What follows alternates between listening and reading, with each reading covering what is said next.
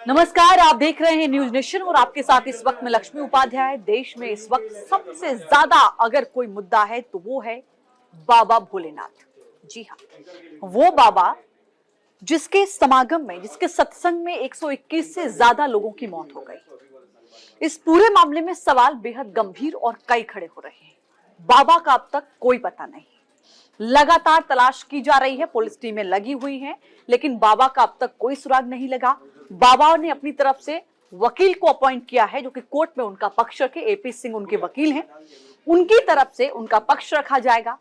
सवाल यह है कि इस पूरे मामले में अब तक क्या कुछ कार्रवाई हुई है, हर किसी के जहन में यह महत्वपूर्ण सवाल है। तो आपको बता दें कि जिस एसआईटी का गठन किया गया था सरकार की ओर से, उस एसआईटी ने अपने 20 पन्नों से ज्यादा की रिपोर्ट सरकार को सौंप दी है। उसमें डीएम, एसएसपी सबके जो जांच सामने आई है उनके बयान उसमें दर्ज हुए हैं। जिन लोगों से पूछताछ की उनके बयान दर्ज हुए हैं। अब सवाल एक ये भी बनता है कि जो मुख्य आयोजक था मधुकर, आखिर वो कहां है? तो उसकी तलाश लगातार की जा रही थी, लेकिन अब जो जानकारी कुछ मिनट पहले ही निकलकर सामने आई है वो ये कि मधुकर हॉस्पिटल में एडमिट हो गया है। एपी सिंह जो कि वकील हैं बाबा के, उनकी तरफ से भी ये जानकारी साझा की गई है कि जब वो ठीक होगा तो वो जांच में शामिल होगा और वो सबके सामने होगा। पूरे मामले में अब तक 6 लोगों की गिरफ्तारी हो चुकी है। इस बीच आज सुबह राहुल गांधी अलीगढ़ होते हुए हाथरस पहुंचे।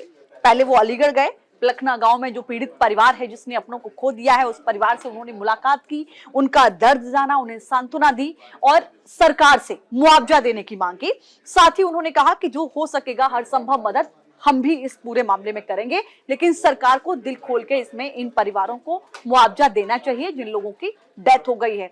उसके बाद वो हाथरस पहुंचे। हाथरस में जो तमाम पीड़ित परिवार हैं जिन्होंने अपनों को खो दिया है, उनसे उन्होंने मुलाकात की और वहां बेहद ही गमगीन माहौल देखने को मिला। राहुल गांधी वहां पर बैठे, परिवार से मिले, उनसे बातचीत की। बच्चे वहां पर थे जिन्होंने, किसी ने अपनी माँ को खो दिया, किसी ने अपने बच्चे को खो दिया, किसी ने अपने बाप को खो दिया। वो तमाम तस्वीरें बेहद गमगीन थी और निश्चित तौर पर यह घटना बहुत ज्यादा हृदय विदारक रही।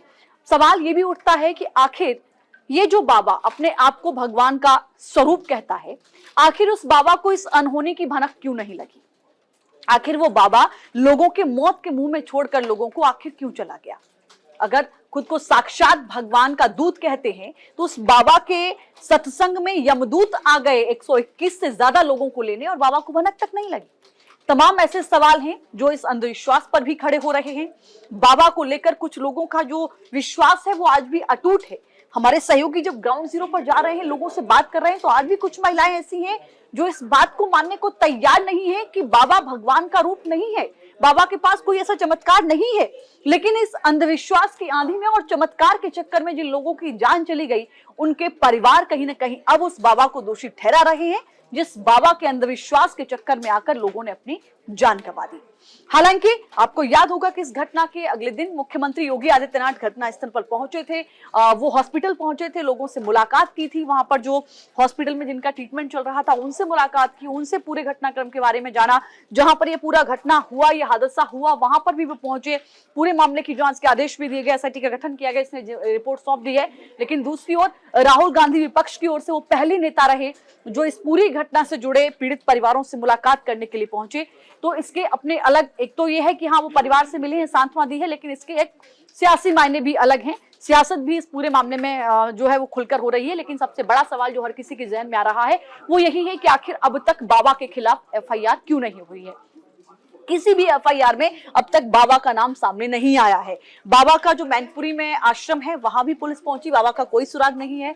कासगंज में भी बाबा का एक आश्रम है जहां कहा जाता है कि जो वहां नल लगे हुए हैं उनमें चमत्कारी पानी निकलता है, तो वहां पर भी बाबा का कोई सुराग अभी नहीं लगा है। आगरा का जिक्र हो और बाबा का जिक्र ना हो, ऐसा नहीं हो सकता, क्योंकि आगरा से बाबा का एक पुराना ताल्लुक रहा है। साल 2000 में इसी बाबा पर आगरा में एक मामला दर्ज हुआ था और वो भी अंधविश्वास से जुड़ा हुआ था।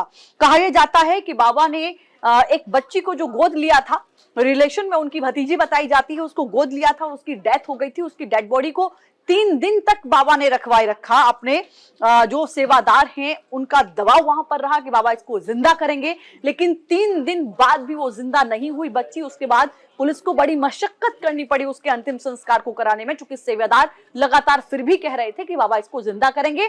सन 2000 में, यानी आज से करीब 24 साल पहले बाबा पर आगरा में मुकदमा दर्ज हुआ था। हालांकि बाद में कुछ ऐसे सबूत के अभाव में बाबा को बरी कर दिया गया था। बाबा उस वक्त पुलिस हिरासत में भी रहा। तो ऐसा नहीं है कि बाबा पर एफआईआर दर्ज नहीं हुई है, बाबा पर पहले एफआईआर दर्ज हो चुकी है।